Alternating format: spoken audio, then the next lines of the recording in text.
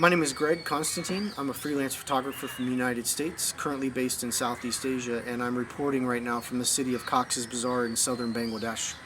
For the past 6 years, I've been working on one long-term project that documents the impact that the denial of citizenship and statelessness have on ethnic minority groups around the world.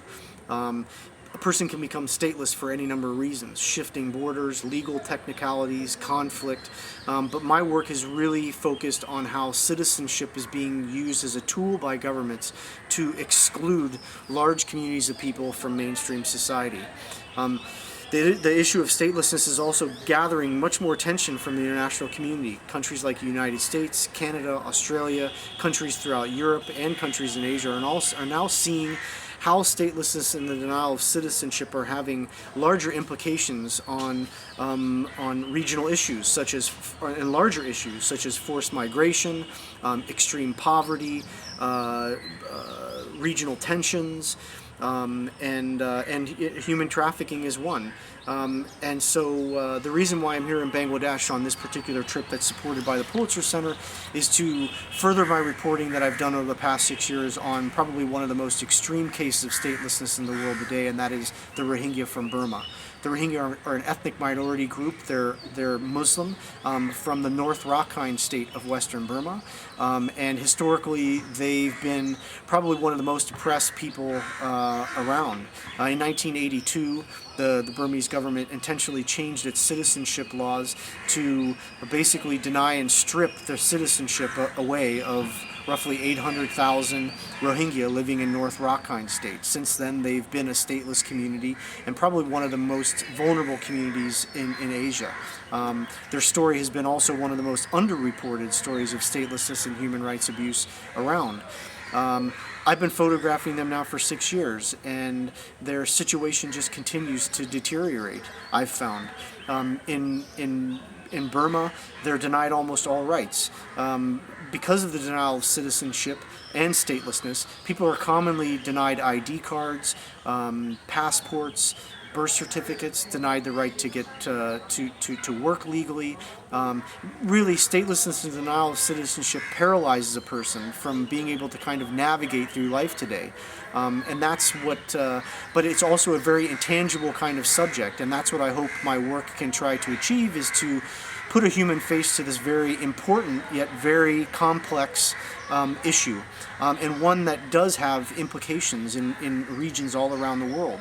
For the Rohingya, they are denied the freedom to travel from one village to the next. They have to receive permission from the authorities.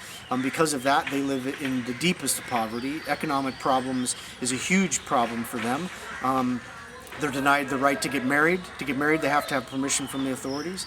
They are subjected to forced labor, arbitrary land seizure, and any number of other rights abuse.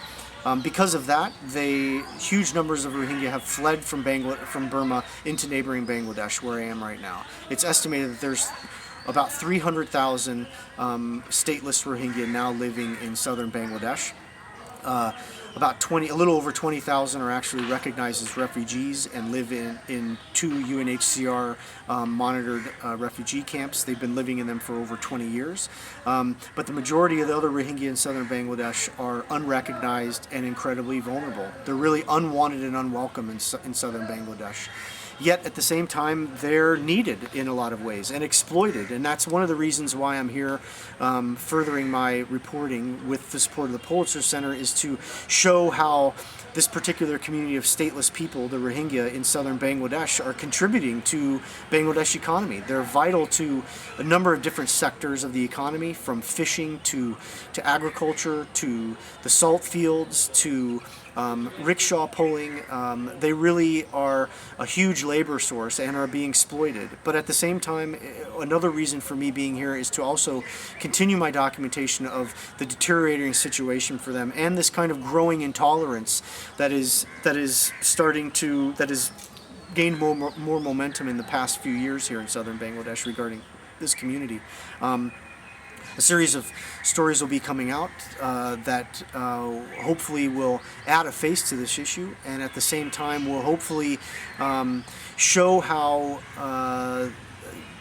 how there needs to be some solutions being found by the international community to solve the situation of statelessness, not only for the Rohingya in Burma and Bangladesh, but also communities like the Nubians in Kenya and Dominicans of Haitian descent in the Dominican Republic. I mean, statelessness is a global issue. It is a human condition, and it's also one that is very complex and one that most people don't really even know exists. So that's what we're hoping to do with this particular project.